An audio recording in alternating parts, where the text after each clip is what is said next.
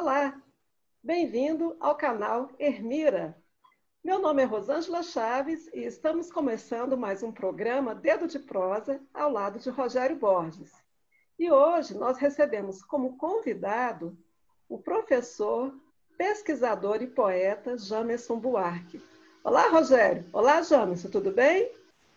Olá, boa tarde, tudo bom? Boa tarde, Rosângela, Jamerson, boa tarde a todo mundo que está nos acompanhando aqui no canal da Ermira no YouTube. Pois é, e a gente está recebendo o Jamerson aqui hoje para falar de poesia.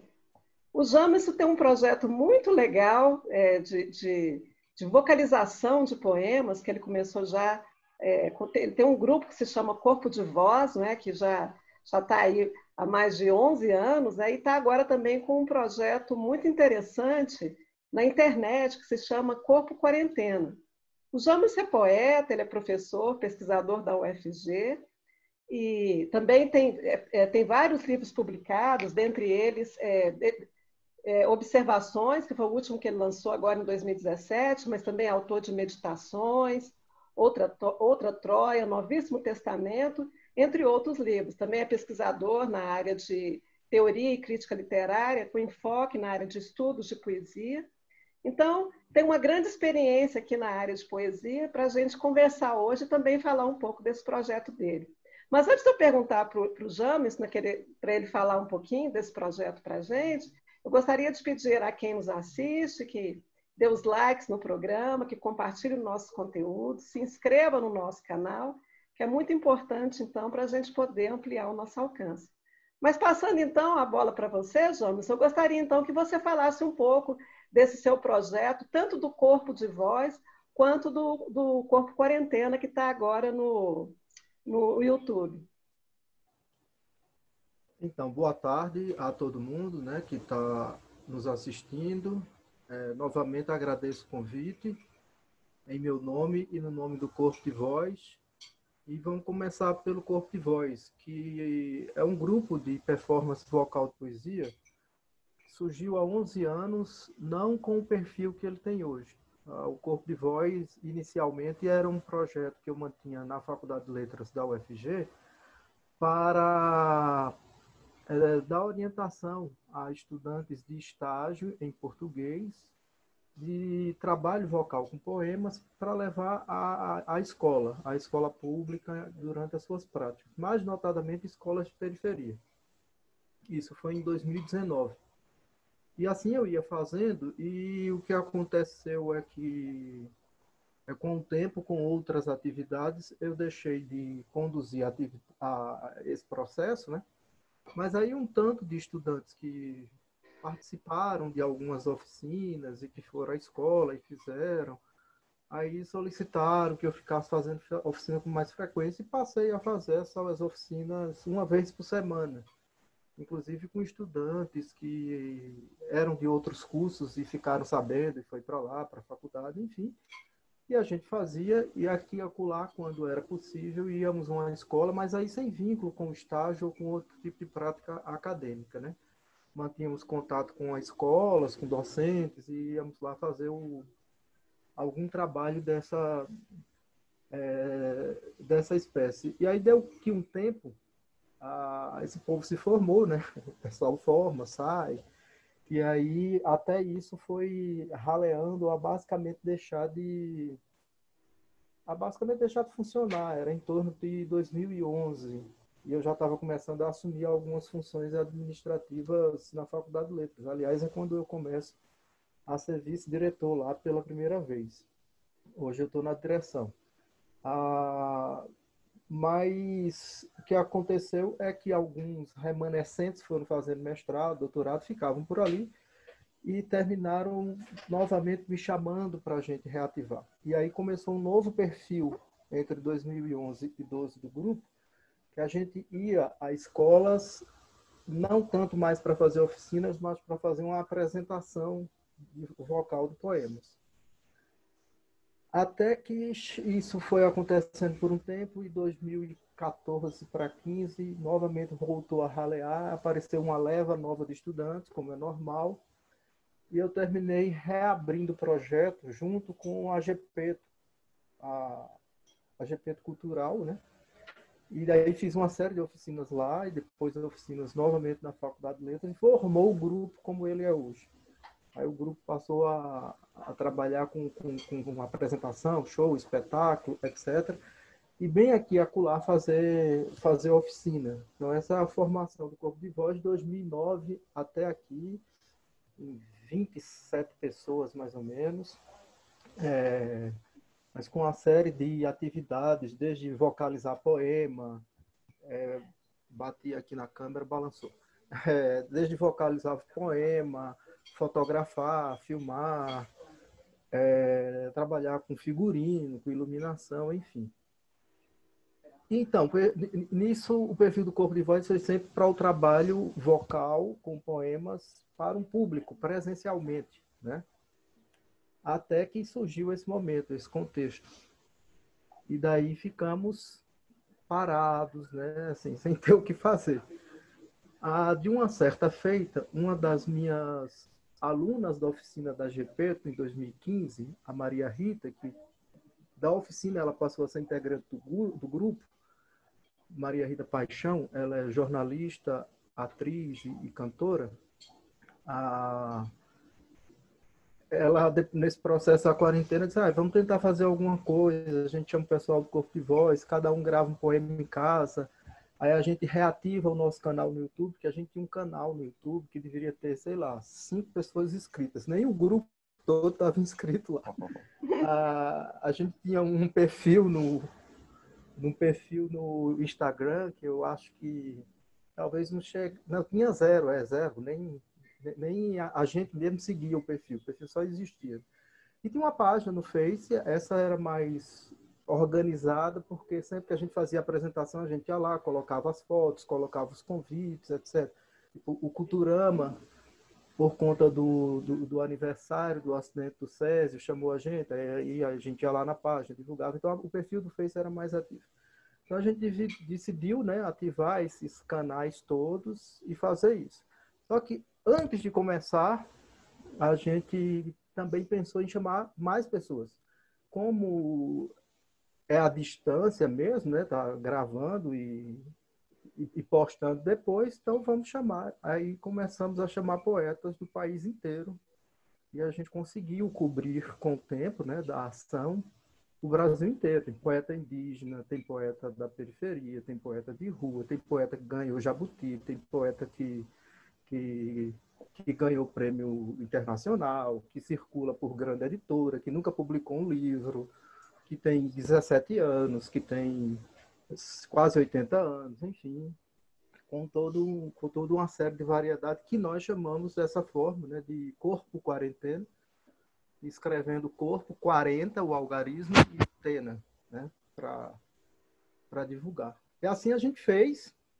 Durante um tempo, 2 meses, a gente publicava 4 vídeos por dia. Aí depois a gente diminuiu, porque aí fez um volume suficiente, né, para as pessoas conhecerem o projeto, para 2, depois nas segundas, quartas e sextas, e agora a gente parou, entre aspas, porque a gente está repostando, né, e recebendo novos vídeos. E no meio do caminho abrimos uma oficina de vocalização que está no YouTube, que as pessoas assistem às aulas, comigo, Maria Rita, Elis Regina e o professor Wilton, são membros do Corpo de Voz, assistem algumas aulas, porque a partir do final de agosto a gente vai chamar todo mundo que assistiu às aulas a gravar um vídeo e enviar, e a gente vai fazer uma nova movimentação. Jamerson, é interessante isso, né? Você está falando aí, a Maria Rita foi minha aluna lá na PUC, no curso de jornalismo. E eu estava, como essas coisas acabam se encontrando, mas você falando aí a respeito desse momento que a gente está vivendo, tem uma outra face desse momento, que é justamente o fato de que muita gente precisou encontrar uma nova maneira de chegar ao seu público e acabou abrindo oportunidades que muitas vezes não eram exploradas. Você mesmo falando, né? Quer dizer, o projeto de vocês começou a agregar pessoas de várias partes do país, de várias idades, de várias inserções no mercado, que muitas vezes era uma possibilidade que não era explorada, mas que as circunstâncias nos fizeram explorar. Isso acontece com o seu projeto, acontece com vários outros setores, a gente está vendo isso. Como é que você avalia, Jamerson, esse momento? Tem essa parte que é extremamente dura e trágica, que vivemos no nosso dia a dia, mais de 1.000 mortes por dia, uma parte muito dura de você ter que ficar em casa muitas vezes, de você não ter a sua liberdade completamente, você não poder usufruir dessa liberdade porque você precisa preservar a saúde sua e dos seus. Mas também tem uma outra parte completamente insuspeita, que é essa, que é a tecnologia, de você explorar mais a tecnologia para uma finalidade interessante que as circunstâncias nos levou a fazer isso. Como é que você, em termos de como um produtor de conteúdo cultural, como um professor, você encara esse momento que essas tecnologias abrindo essas possibilidades? Por hora, eu avalio como uma coisa extremamente espantosa, talvez até aterradora, né? Porque se a gente observar bem, tudo isso já estava à disposição. Nós não temos propriamente tecnologias novas, nada de muito novo, a rigor, à nossa disposição. A ferramenta que estamos usando aqui, as outras ferramentas que utilizamos, como eu disse, inclusive o Corpo de Voz tinha um canal no YouTube que vivia completamente inerte, né? Nós não usávamos a IGTV para nada, e foi interessante a gente parar para observar que nós temos um arquivo gigante de fotografia. A Maria Rita dirige o Corpo de Voz comigo, né? Então a gente não tem direção com a direção, tem só a direção, eu e ela. E aí os outros membros colaboram de todas as maneiras. Então a gente foi visitar, Maria Rita e eu, o nosso drive com o nosso arquivo, e a gente se deu conta que a gente tem muita foto, e a gente quase não tem vídeo. A gente quase não filmou nada de evento. A gente participou da Spring Brasil, que foi um grande evento internacional que se deu aqui em Goiânia. Acho que 6 cidades do mundo tinham sido escolhidas, né, pela organização do evento em comemoração ao dadaísmo, né, os 100 anos. Goiânia era uma delas, e a gente não filmou nada, a gente só tem foto. Quer dizer, é espantoso, é aterrador que a gente tenha entrado nessa situação para se dar conta que, na verdade, poderíamos produzir esse tipo de interação há muito mais tempo, né? Talvez o Corpo de Voz pudesse ter chegado a outros lugares, digamos, e falo fisicamente, né, presencialmente, como São Paulo, Rio, Brasília, Belo Horizonte, enfim, ou até mesmo outras cidades de Goiás, se tivéssemos nos dado conta disso. Então, ainda, assim, porque parece uma coisa, eu vejo muita gente observando como uma coisa positiva. Eu não entendo que seja algo positivo, né? Eu entendo que seja, como eu disse, ou assustador, ou aterrador, para a gente se dar conta do que tem, do que pode fazer, que é bom, né? É muito bom esse tipo de interação, por conta desse cenário. A interação é tão boa que eu passei a estabelecer um contato mais frequente com poetas que eu falava uma vez ou outra na vida, outros que eu apenas conhecia de nome. Até chegar um ponto que o Corpo de Voz não precisava mais convidar, porque as pessoas passaram a escrever para a gente, ou indicando alguém e já dando um contato, ou dizendo, posso participar? Entende? Então, esse tipo de interação já poderia estar em andamento. Então, por hora, eu fico nesse tipo de avaliação. É muito bom, concordo, sem dúvida, mas que assim, chama muita atenção, né, de uma maneira aterradora, a gente se dá conta do que tem, do que pode fazer numa situação terrível, como dura, como você bem disse, Rogério, do que estamos vivendo. É isso. Jamerson, também dá para perceber, assim, vendo o Corpo Quarentena, esse trabalho que vocês têm feito, você falou até que vocês já estão sendo procurados, né, por poetas e tudo.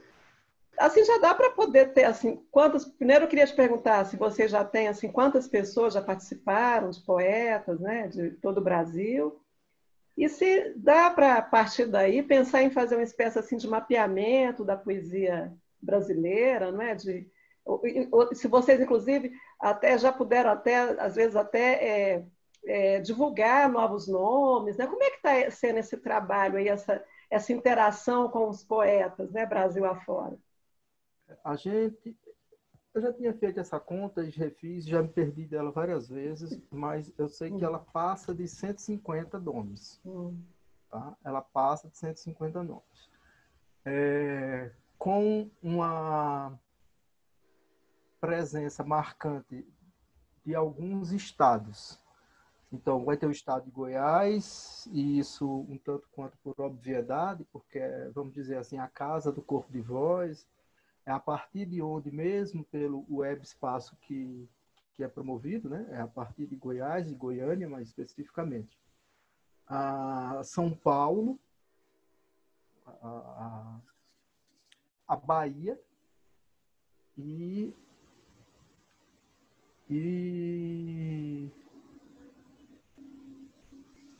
estou aqui na dúvida, acho que Pernambuco, estou na dúvida aqui entre Pernambuco e Minas, mas talvez a presença de Pernambuco também tenha a ver comigo, né? Por conta de contatos, de relações, etc., de convites.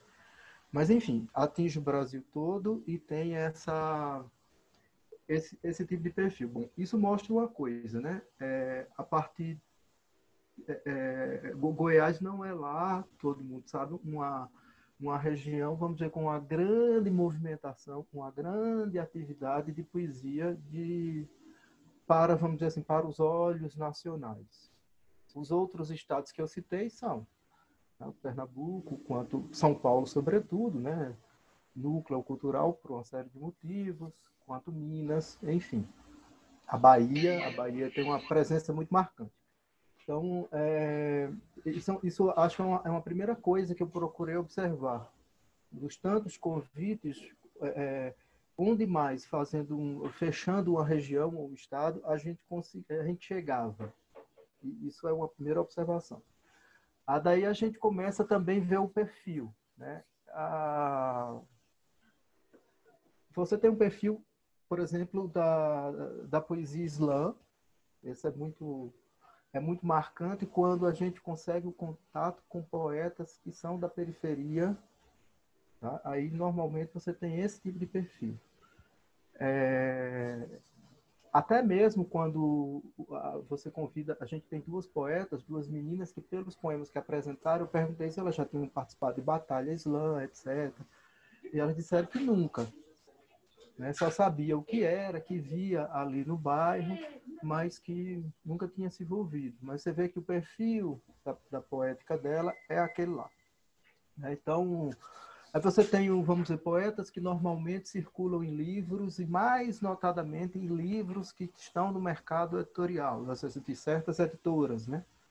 Aí que tem esse perfil da tradição poética contemporânea, né? Com uma poesia ou mais abstrata, ou mais pictórica, a depender da situação, né, do contexto, com um marcante perfil político. Isso depende mais de poetas, de certos poetas, do que o geral, que tem essa reflexão mais abstrata, essa forma de apresentar imagens, né, algo até um tanto quanto pictórico.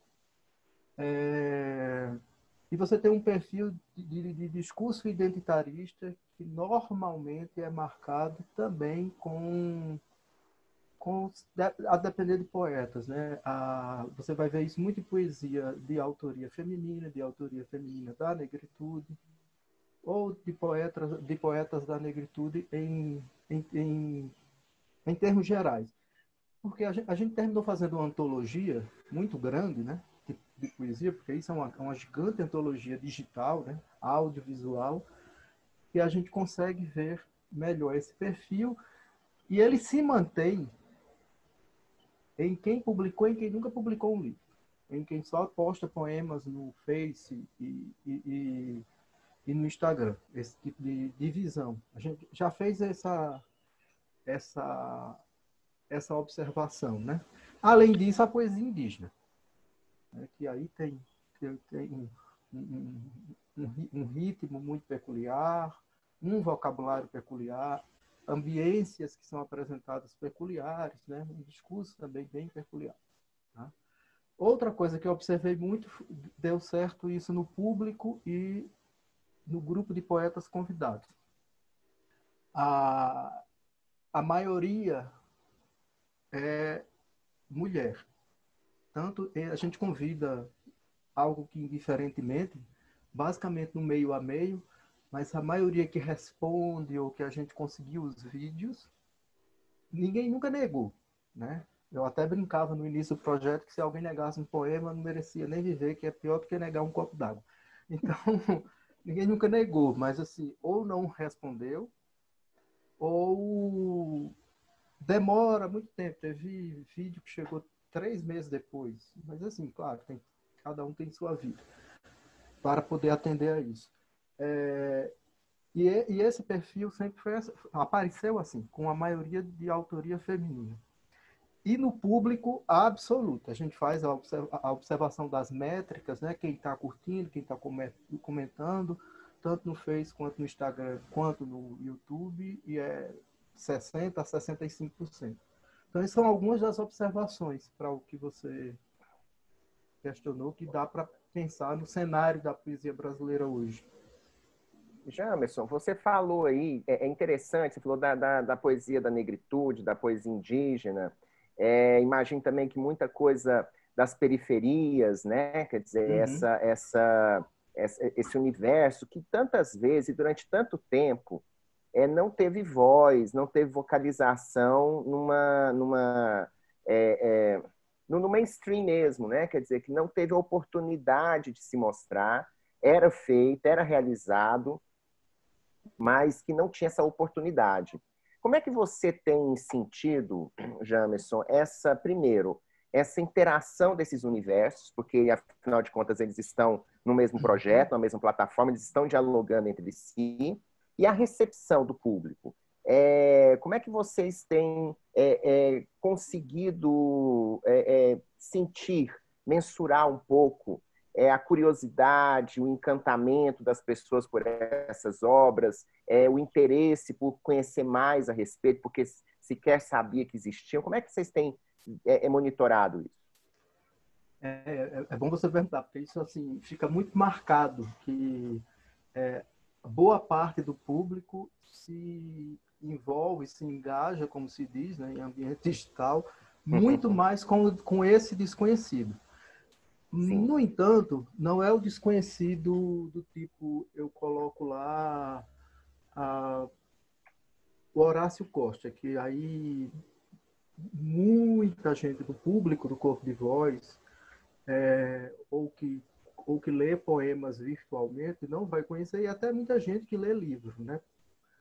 Embora seja um dos, digamos assim, um dos poetas mais renomados que apareceu em nossa seleção, né? Afinal de contas, Horácio Costa é o poeta que tem prefácio de livro escrito por Saramago.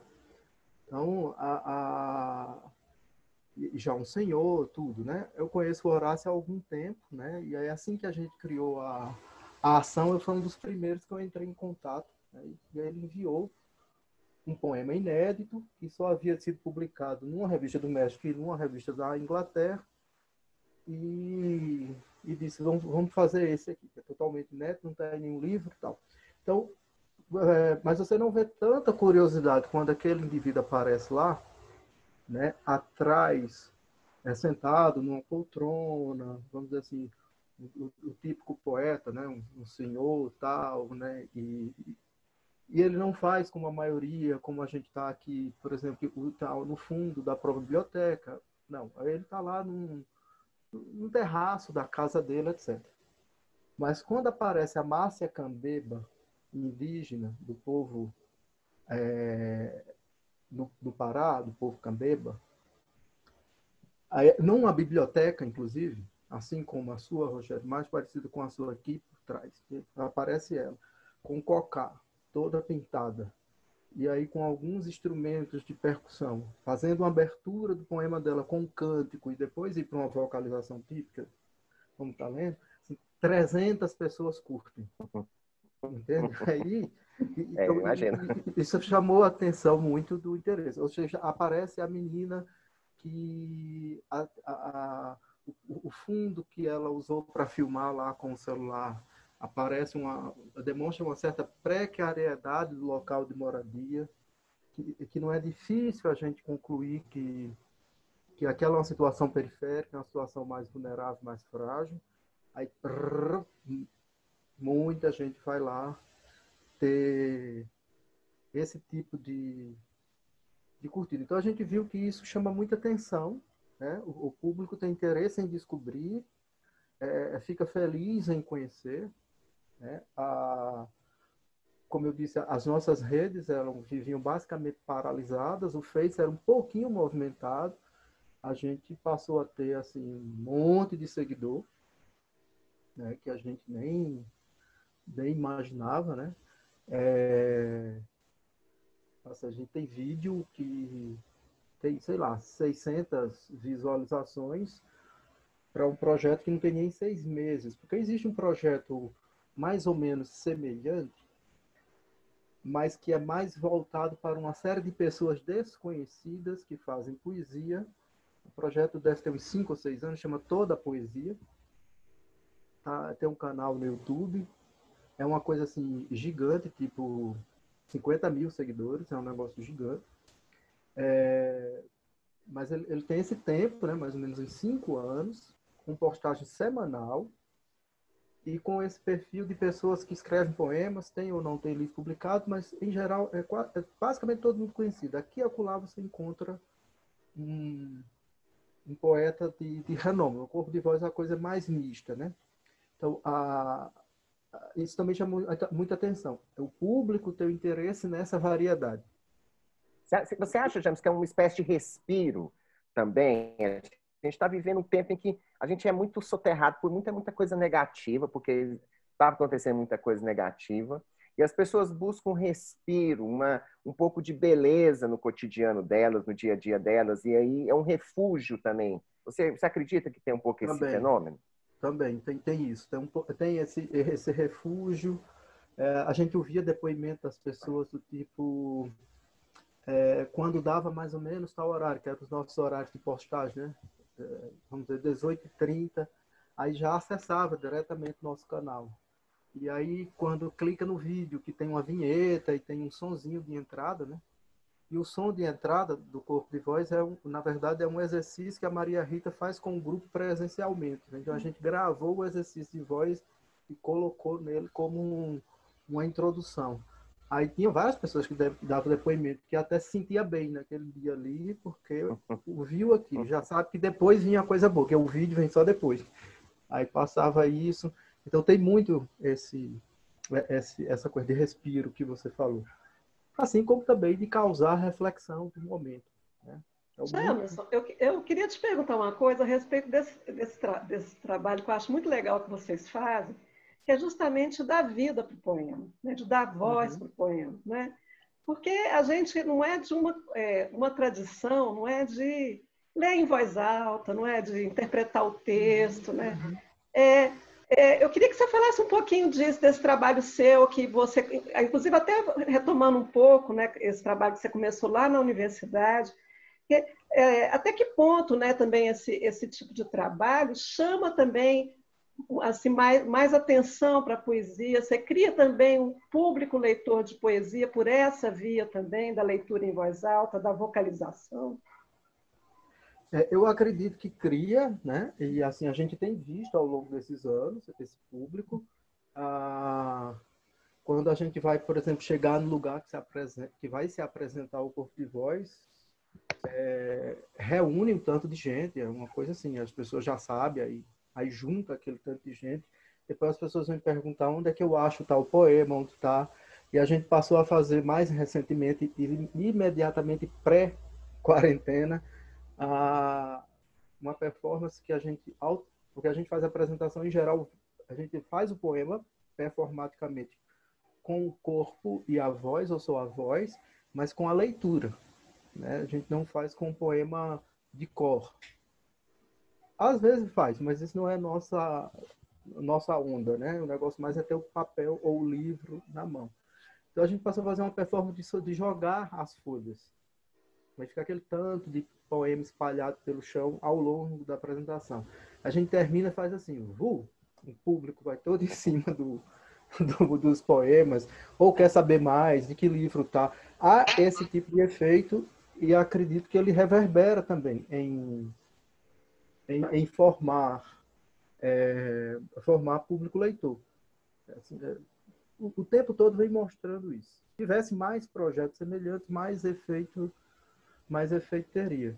É um pouco o efeito, por exemplo, da Slam nos seus espaços, né, em que ela acontece. Porque os meninos e as meninas vão nos seus bairros, marcam um lugar, às vezes um lugar fora dos bairros, se encontra aquele tanto de gente, faz aquilo, e isso desperta interesse para ler, para conhecer poesia e também para fazer. Que a partir do corpo de voz, eu ministrei uma série de oficinas de escrita criativa e aparece muita gente, porque também tem esse outro lado que é despertar. Quero fazer também. Né? O Jamerson, me diga uma coisa. Vocês têm algum tipo de ensaio antes? Como é que... E eu queria saber, assim, essas ideias mais cênicas, digamos assim, você falou, né, de jogar as folhas dos poemas. Como é que vocês se inspiram? Qual que é a referência que vocês têm para determinado? Ou cada poema dá um pouco essa ideia para vocês? Uma parte é o poema, mas em geral é o trabalho em grupo. O corpo de voz, mesmo tendo direção, ele tende a ter um trabalho em grupo. E aí tem gente com experiência em atividades artísticas. Então, a Maria Rita é atriz, cantora. Uhum. O Lino, que colabora conosco, ele é da Cia Ops. Aí, e também é da Cascavel. Então, ele é músico, compositor, ator, figurinista. A Thaís Monteiro é poeta, é atriz também, cantora. Então, quando a gente vai observando um tanto de pessoa do grupo, tem esse tipo de prática já, e normalmente cênica. Normalmente a gente o pessoal do teatro é gente do teatro que tem interesse em poesia, porque o teatro pouco faz isso, né, em palco, né? Pouco faz isso. Então, esse tipo de relação com o grupo a gente vai construindo na hora. E aí a gente fica no e se? E se a gente fizesse isso? E se a gente fizesse aquilo? Então a gente vai criando algumas performances bem aberrantes. A gente procura fazer umas bem chocantes para causar o público.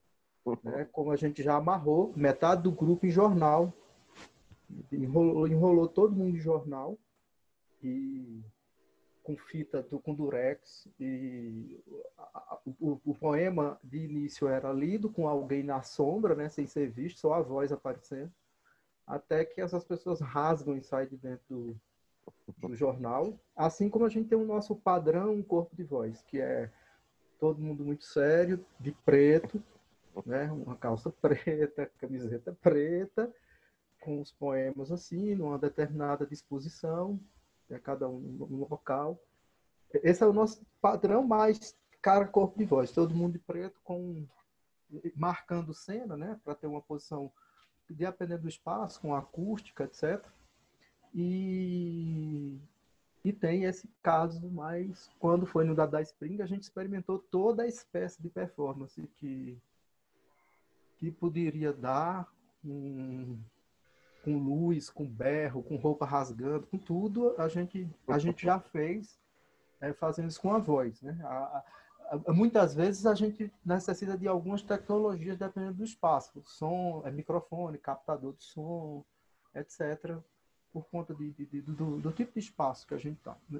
Preferencialmente a gente usa a voz pura, né, para fazer isso. Sim. A gente sim faz uma série de exercícios, faz oficinas, Um colabora com o outro, os que têm mais experiência colaboram com os que acabaram de entrar, sobretudo para desinibir. Tem gente que entrou assim tão inibido que parecia que falava para dentro. Hoje fala bem mais, de modo mais espontâneo. A gente também mensura o poema de acordo com a altura da voz, que a gente vai fazer um poema que exige mais explosão, etc. Aí, se for uma coisa que exige tempo e uma apresentação mais na forma de espetáculo, a gente faz uma série de ensaios. Mas a gente também tem um grupo, de certo modo, pronto na agulha. Como, vocês podem aqui semana que vem fazer isso, aí eu falo com o grupo, aí eu posso, vejo como são muitos, né? Vejo quantos são que podem. Aí tá. Então vamos lá.